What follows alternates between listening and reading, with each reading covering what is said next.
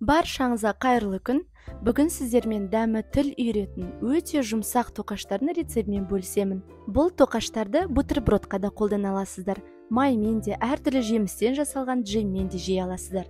Шұңғыл ыдысымызға шамамен 40 градустағы су мен сүтімізді құйып, үстінен қант, ашытқы және 2-3 қасық ұнды салып жақсылап араластырып, 10-15 минутқа қойып қоямыз.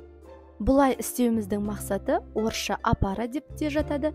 Бұл біздің ашытқымыздың белсенді жұмыс істеуін байқаймыз. Достар, каналға тіркеліп, достарыңызға жіберіп, келесі видео рецептерді өткізіп алмас үшін қоңырауша белгісін басуды ұмытып кетпеңіздер. Міне ашытқымыз жұмыс істеп, үстінде көбігі пайда болған кезде қалған ингредиенттерді қоса бастаймыз. Ол үшін тұз, күнбағыс майы және жұмыртқаның ақуызын қосамыз.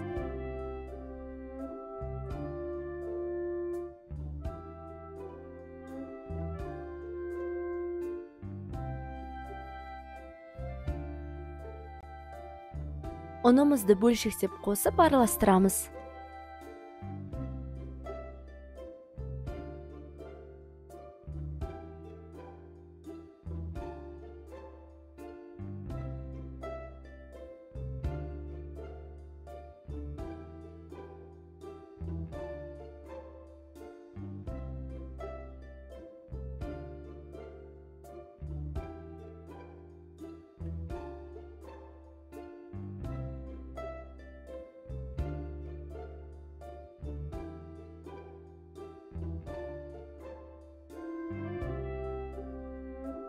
Қолға жабыспайтын жұмсақ қамырымызды шұңғыл ыдысты майлап, үстін пищевая пленкамен жауып, бөлме температурасына жарты сағатқа немесе 40 минутқа қойып қоямыз.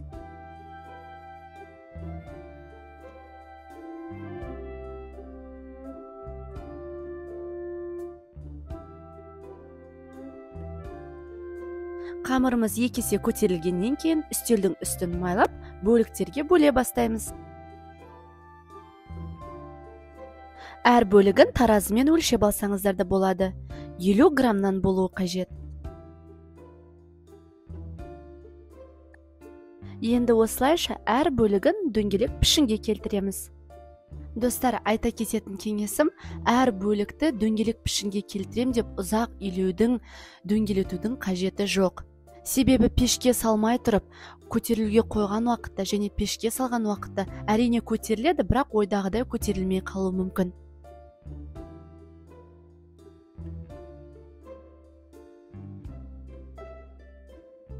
Противеньге пергамент қағазын төсеп, ұзындығына 6 тоқаш, еніне 5 тоқаштан салып қойып шығамыз.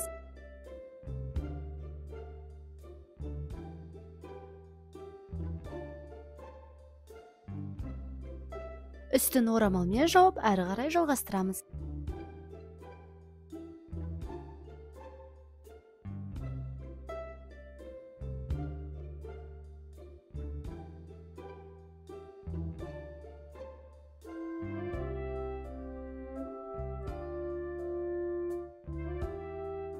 Орамалмен жауып, жарты сағатқа көтерілуге қойып қоюымыз қажет.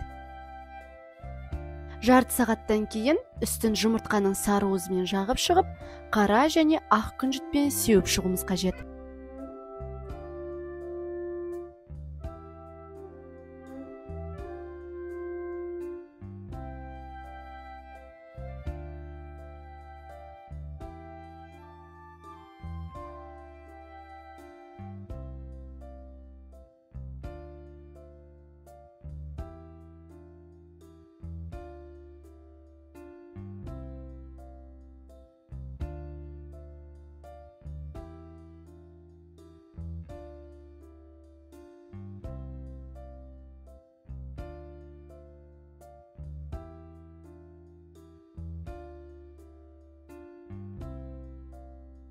Қызып тұрған пешке қызарғанға дейін 20-30 минутқа қоямыз.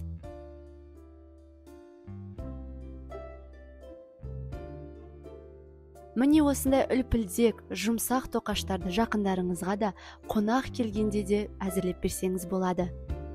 Достар, видеом ұнаса, лайк басып, каналға тіркеліп, достарыңызға жіберуді ұмытып кетпеңіздер. Келесі кездескенше сау болыңыздар.